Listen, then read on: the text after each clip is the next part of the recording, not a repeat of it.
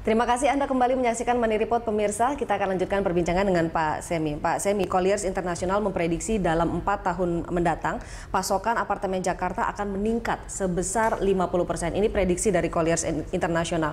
Ini artinya apa? Apakah artinya bisnis apartemen akan membaik 4 tahun ke depan? Saya berpikir karena pemerintah cukup tanggap menangani masalah ekonomi dunia, di mana BI rate sekarang sudah turun dari 6,75 menjadi 6,5, sehingga harga daripada biaya bunga itu bisa menurun.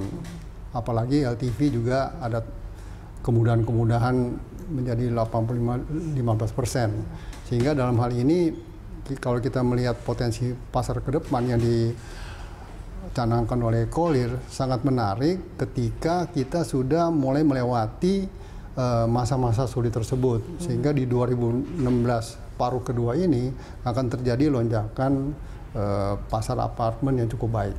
Mulai dari kuartal kedua ini, ya, 2016 sampai ya, ke depannya ini akan lebih baik. Betul. Itu yang proyeksi Anda. Ya. Alasannya adalah dari kebijakan-kebijakan pemerintah itu. Ada faktor pendorong lainnya, Pak?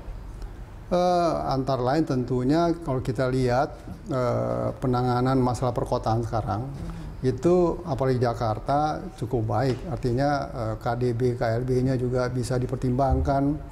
Kemudian banyak hal mengenai perizinan juga Kementerian Perumahan Rakyat sudah mencanangkan kemudahan-kemudahan perizinan. Itu suatu terobosan yang menarik dan kami sangat mendukung program pemerintah dalam hal ini. Oke, ini adalah berbicara masalah Jakarta. Bagaimana dengan kota-kota lapis kedua? Apakah potensinya juga bagus? Terutama di kota-kota besar ya, seperti Surabaya, kemudian di Medan, Tangerang, Bekasi, Jabodetabek, karena kalau Jabodetabek itu merupakan megapolitan ya.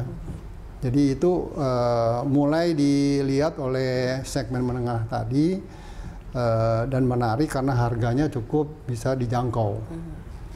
Seberapa besar sih Pak kebutuhan apartemen di kota-kota besar dan juga yang sekarang lagi seksi adalah kota-kota lapis kedua nih?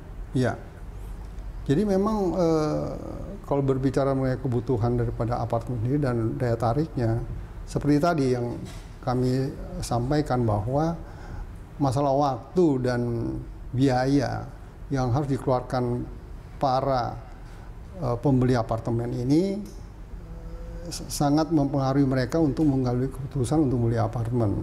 Apalagi dalam hal ini kalau dilihat dari segi visibilitas tadi, pihak-pihak konsultan properti itu sudah melakukan studi-studi yang cukup rinci mengenai perkembangan potensi market tersebut.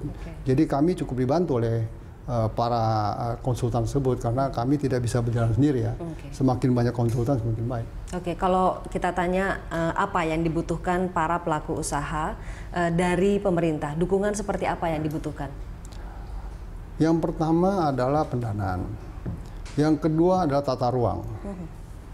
Di mana kita lihat kemudahan-kemudahan polisi pemerintah di pendanaan cukup baik, tapi tata ruang ini kita harus melihat bagaimana pemerintah mengalokasikan zoning-zoning di kota-kota besar sesuai dengan rencana yang baik.